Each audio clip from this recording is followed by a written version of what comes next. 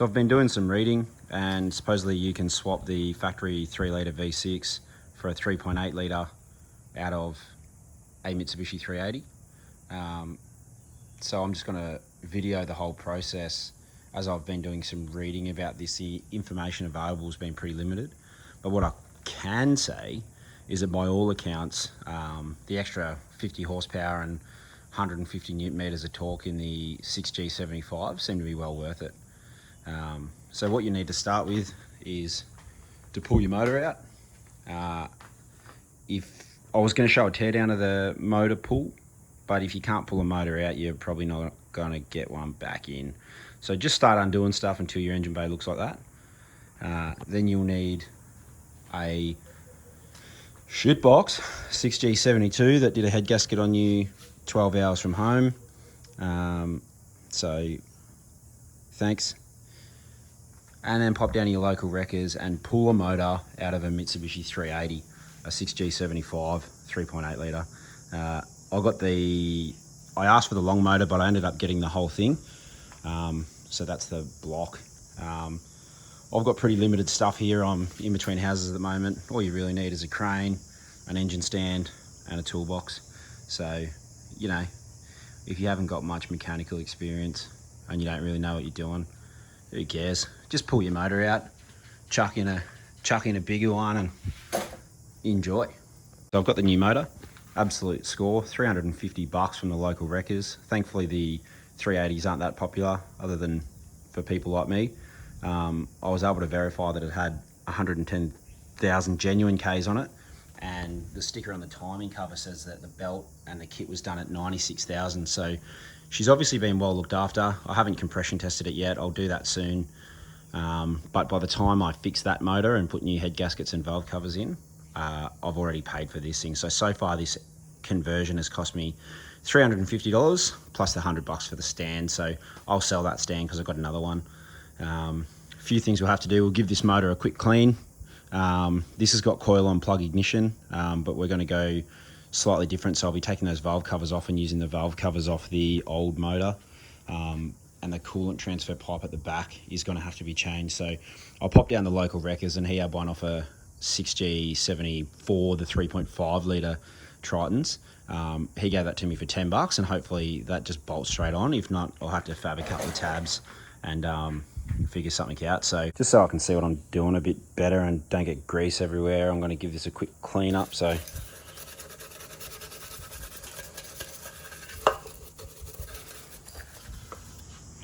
sweet. All right. So first thing to do is going to be to pull off the intake manifold. Just a series of 12mm bolts. Pretty much everything on these is 12 or 14mm. So we'll rip that off.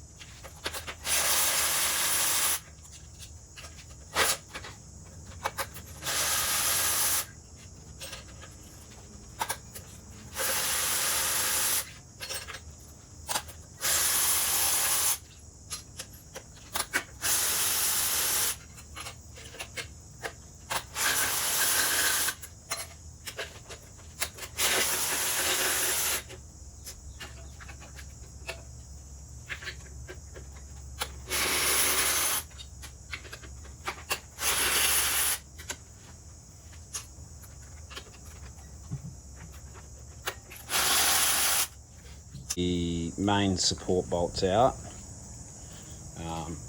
There's just a couple on the brackets over here. It is so much easier to work on these when they're not in the car. And you've just got a couple of switch connectors that go down. I think they must go down in your crank angle sensor. So you just pop a screwdriver in there and pop them off, or you could undo the two 10mm bolts and whip her off.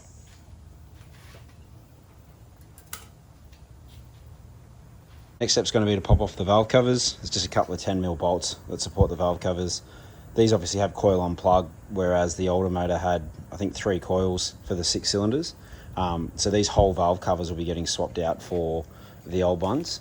Make sure that you order some new valve cover gaskets, because my old ones were like concrete and it had just gotten oil absolutely everywhere. This manifold's going to come off and get reversed. We'll probably have to clearance that a little bit to fit.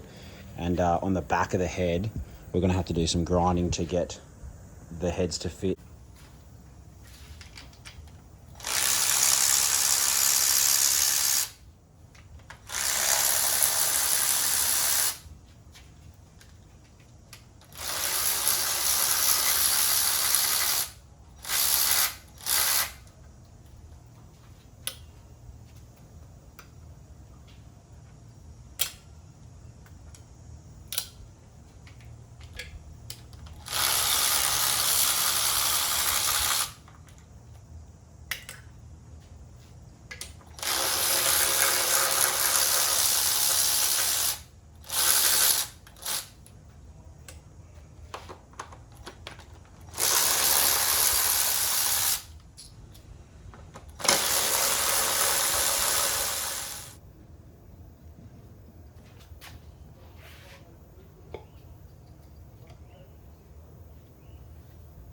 Alright, so unfortunately there's a bit of oil around the stem on the coils.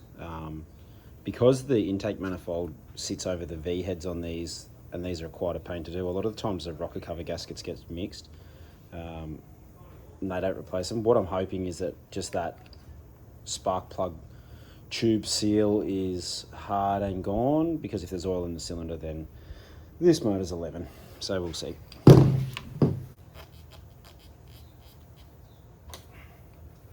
We'll have to remove the timing covers to be able to get the valve covers off. So there's just a couple of 10mm bolts holding them on. A couple of 10mm, and then there's a few 12mm on the corners.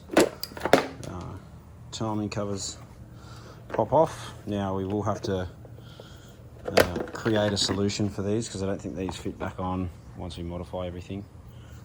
So I'll just dice them.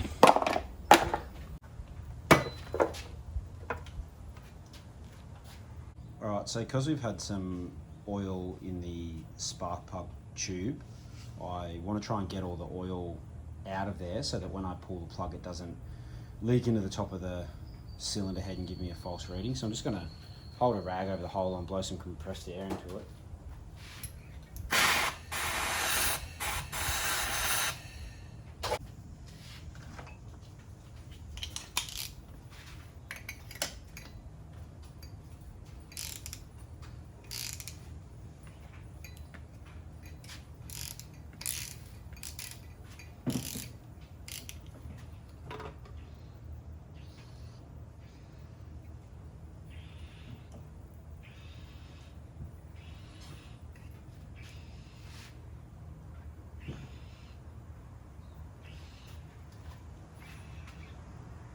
So, I don't know if you can see that too well.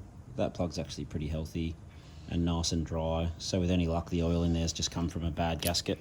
But we'll check the rest.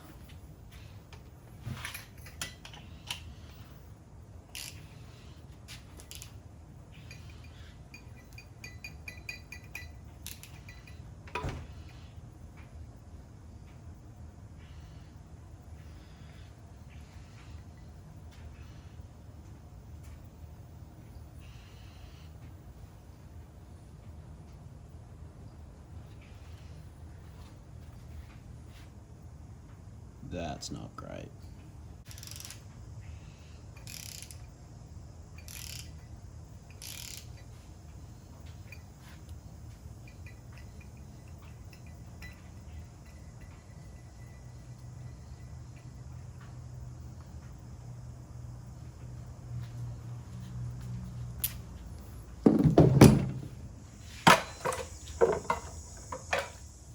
So the next thing I'm going to do is remove the rear water pump housing. So these are very, very different on the Delicas.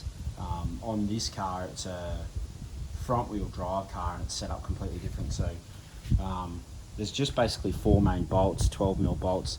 They're already loosened because I was playing with it before, but just undo the 12mm.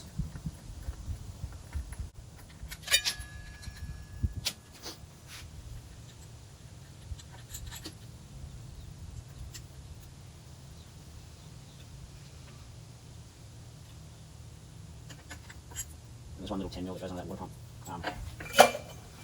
So that unit will come out. Just in comparison, so here is the one off the 6G72 off the Mitsubishi 3 litre. It's only thin and it basically just, I'm pretty sure that hose runs down to the rear heating. And this is the unit off the 3.8, so massive, wouldn't fit with that on.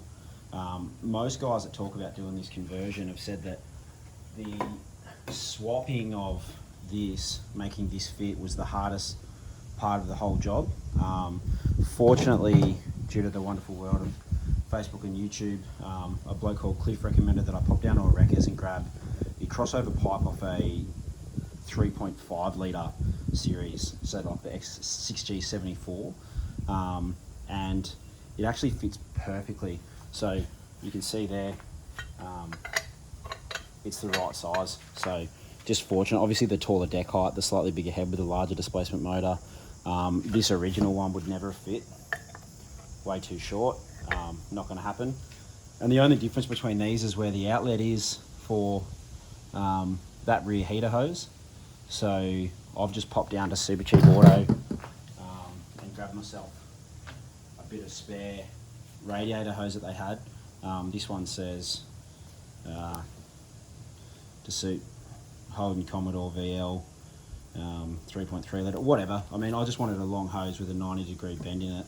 So instead of having a fab a tab on down the bottom on the other one to match this rear outlet fitting, we'll just cut that so we've got a 90-degree fit that then bends over and runs down, and that'll work absolutely perfect. Just a note as well, there are these small gaskets that go over that. You can either probably order new ones if you really want it, but I'm just going to reuse these.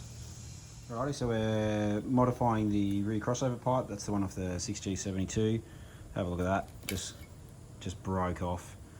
So they'd been running water instead of coolant for some time, and most of the water galleries in this motor are like that, just rusted and absolutely rooted. So I'll put that back on because I'm going to check the length, but I've cut my other hose.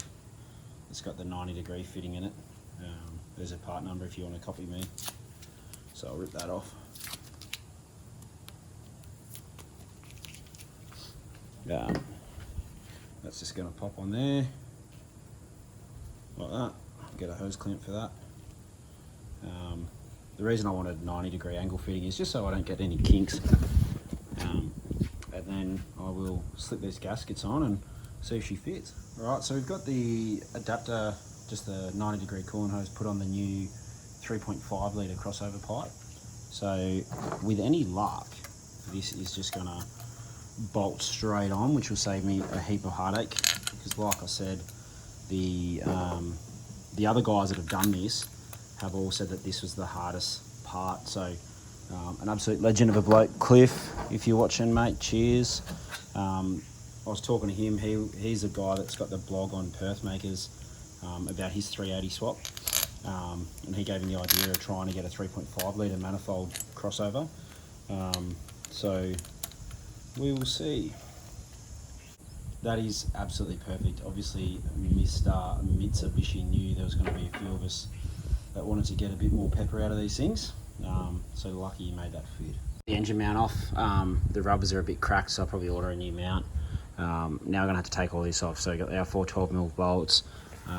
Pretty self-explanatory for the alternator and that. Now that the belts are off, it'll be pretty easy. So we'll need to pull these few accessories off, and that'll give us clearance to mount the mount